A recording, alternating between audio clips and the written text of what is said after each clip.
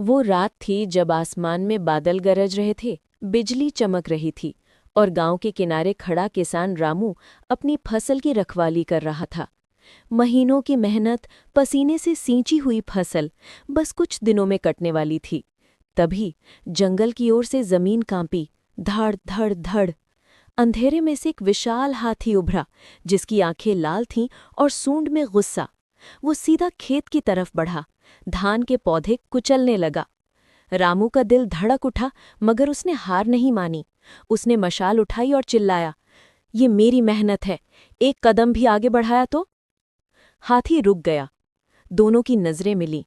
एक इंसान जिसने अपनी जिंदगी खेत को दी थी, और एक जानवर जिसे उसके जंगल से निकाल दिया गया था। हवा में सन्नाटा था।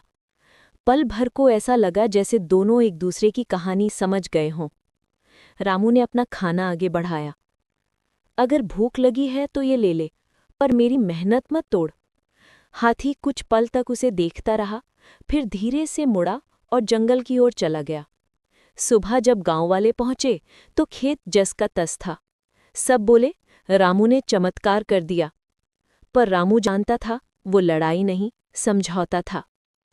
इस घटना के बाद गांव वालों ने मिलकर जंगल के पास एक फलदार पट्टी लगाई, ताकि हाथियों को खाने की कमी ना हो और फसलें भी बची रहें।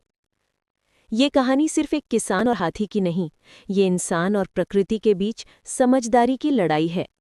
अगर हम साथ चलें तो धरती भी मुस्कुराएगी और जंगल भी।